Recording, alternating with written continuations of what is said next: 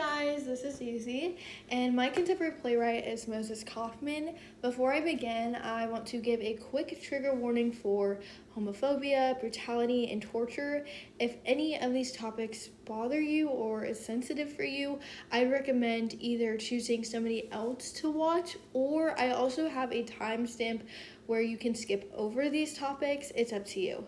But other than that, I hope you guys enjoyed. This was super intriguing and educational for me. Moses Kaufman was born on November 21st, 1963 in Caracas, Venezuela, a notably conservative country, especially at the time. He grew up in an Orthodox Jewish family. In an interview, he explained that he didn't feel like he had a role model to look up to growing up because he was gay. He remembers the time he was delighted to find the word homosexual in the dictionary, which puts into perspective how much queerness was shut out in Venezuela. However, unfortunately, his parents were supportive and proud of him. Interestingly, his Jewish dad actually survived the Holocaust, and that influence can be seen with one of Kaufman's later works. In regards to schooling, he first got a bachelor's degree in business and administration, and while in school, he joined a touring experimental theater group, where afterwards he moved to New York City to study theater directing. In New York City is where he would actually found the Tectonic Theater Project in 1991. This theater group collaborates with diverse communities to research and focus on political and social issue. The company created and produced plays and musicals. All of Kaufman's plays have been staged with TTP. Their core values are courage and risk-taking, innovation, theatricality, social and political change, and egalitarianism. I definitely can say that right. And fun fact, he actually married to a guy that helped him found the TTP, and his name is Jeffrey LaHoste, and as much as I know, they have been married since 2014, which I find really cute. One thing Kaufman is great at is being nominated and winning awards.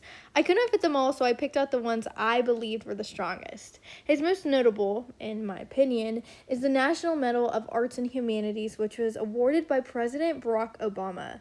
He was actually also nominated for 2 Tony Awards. The first was Best Direction of a Play for I Am My Own Wife, and Best Play for 33 Variations. He also won 3 Lucille Lortel Awards. The 2 he won for Outstanding Play was for Gross Indecency, and Here There Are Blueberries. The last is for Outstanding Director for I Am My Own Wife. He is also a 4-time Pulitzer Prize finalist. And lastly, the film adaptation of the LeMary Project won 3 national and international awards. Kaufman deals with many themes throughout his works, but many are similar. A lot of his works focus on issues of sexuality, identity, prejudice, and community. Identity is a big topic for Kaufman, as it is one he highlights constantly.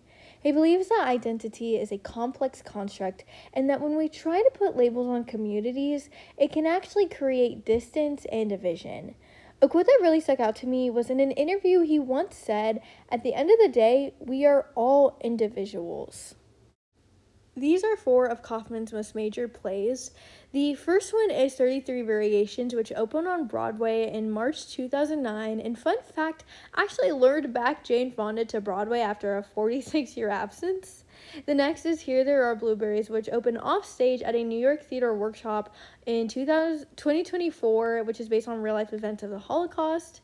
Then there is Gross Indecency, The Trials of Oscar Wilde, which opened off-Broadway on February 1997. And then we have my play that I read, The LeMary Project, which opened off-Broadway at the Union Square Theater in May 2000. And for the next 2 slides, I do want to give a trigger warning for homophobia, brutality, and torture. Skip to 6 minutes and 12 seconds to skip this part of the presentation.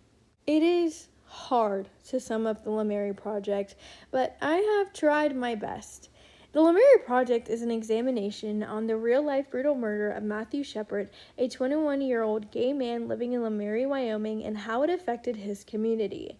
In October 1998, Matthew Shepard was kidnapped and tied to a fence where he was tortured and left to die. The documentary-style play follows real interviews with people of the town, along with journal entries, court transcripts, and instead of focusing on one storyline, the play explores multiple perspectives from different members of the community. This reveals the different reactions, which include grief, anger, denial, and prejudice. And one thing Kaufman does amazingly is showing off not only the heartbreak, but the disgusting, normalized homophobia that not only occurred after Matthew's death, but before it, and how that led up to his death.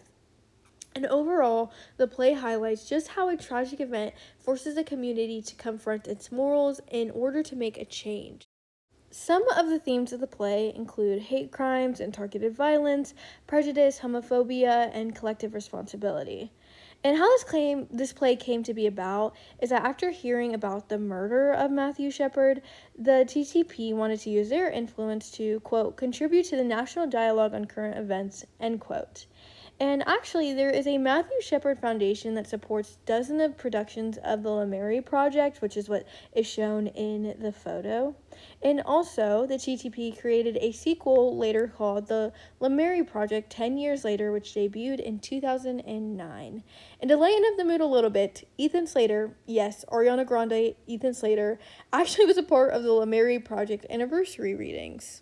Kaufman had his fair share of issues, and one that happened international was that Gross Indecency was supposed to be set to be produced in Moscow, Russia in 2015 before it was abruptly canceled. And even though the Russian government had claimed that it was a foreign funding issue, Kaufman believes his play was canceled because of Russia's gay propaganda law, which banned any positive conversation of queer people/issues where minors could be present.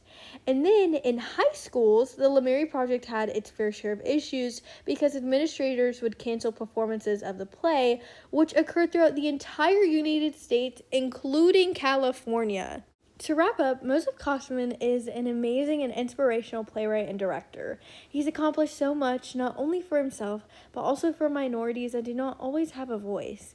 If you have any time, I would highly recommend reading the script of the LeMary Project. It really important how important it is to be conscious of what you are complicit in. Even if you can't read the script, there is a film adaptation on HBO Max. I am so excited to read the comments because Moses Kaufman is just so interesting. I hope you guys enjoyed. Also, here is the works cited.